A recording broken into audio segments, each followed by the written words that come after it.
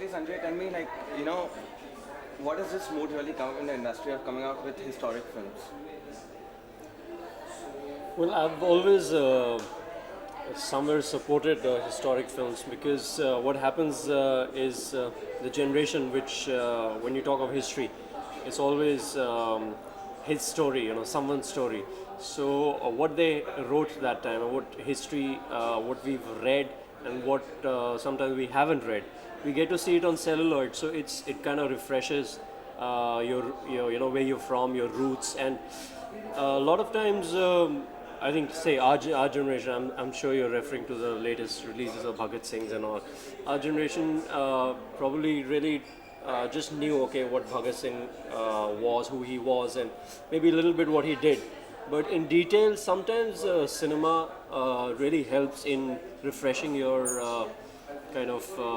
your background, and also I think somewhere it does influence your mind, and you become more, I would say, you are patriotic, but it just helps being in touch with that, your reality and your roots.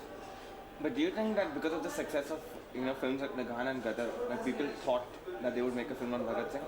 No, I wouldn't say Lagan is a historic. It's based on history. It's absolutely fictional, and Gadar also is not.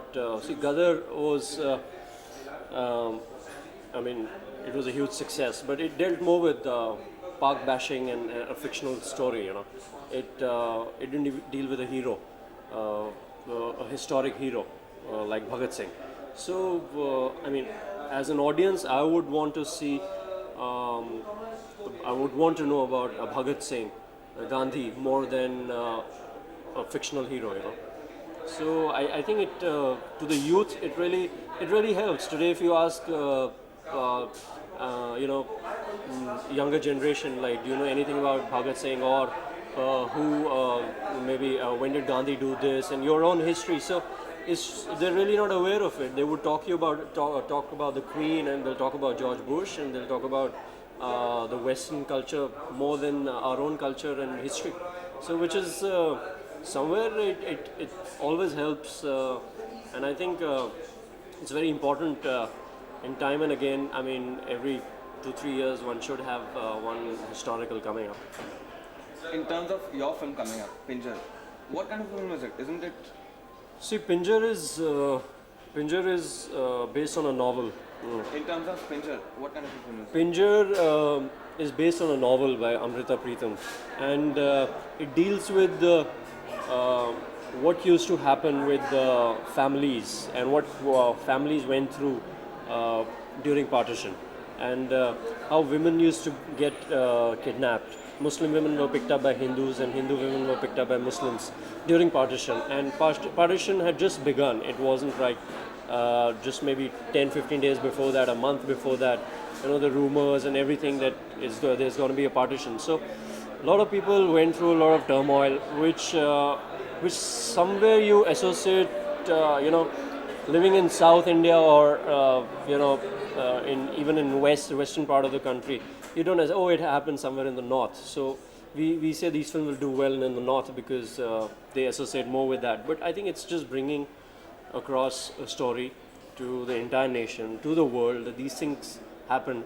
And of course, with cinema, it has a great power. So there's no harm in doing something like that.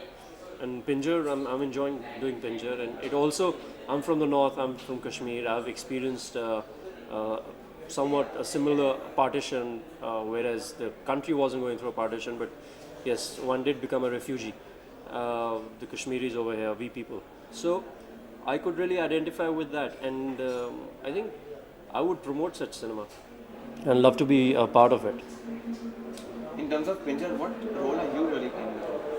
I'm playing a man who, such an idealistic man who doesn't exist in today's day and time. Very few.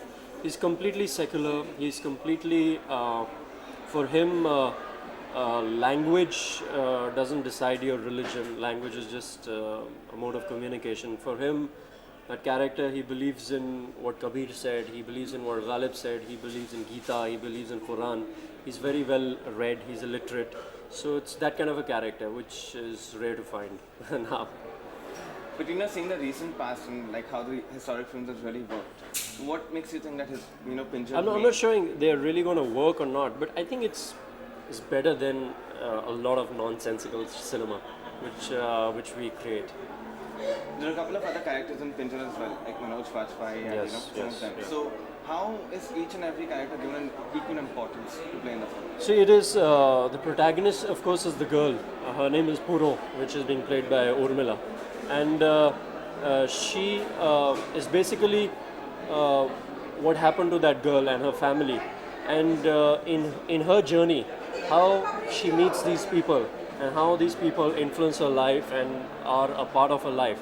So all that, it's basically her journey. So my character, Manoj's character, because what Manoj does, his character is Rashid. What Rashid does, Ramchand has to suffer. I'm playing Ramchand. So it's all interrelated and woven. It's always, if a son dies in a family, it's not the son who's died. The father suffers, a mother suffers, a sister suffers, a friend suffers, the family suffers. So it's something like that. It can never be in isolation. As you said that historical films are known like his story. Yeah. So in terms of Pinjar, whose story is it going to be? It's Amrita Pritam's story, and the protagonist is Urmila. I think it's her story in the film. So, but it's very fairly evenly distributed. Everybody gives an example of Lagan these days. So I think Lagan wouldn't have been possible without those characters. And I think otherwise, you need those 11 people, right? So you can't go and play cricket alone. Even alone, you need another person at the other end. So it's really important to look at a film from each character's point of view now, because I think we've tried those solo projects and where film is only viewed from the hero's point of view. I think that doesn't work, and I think the audience is also fed up.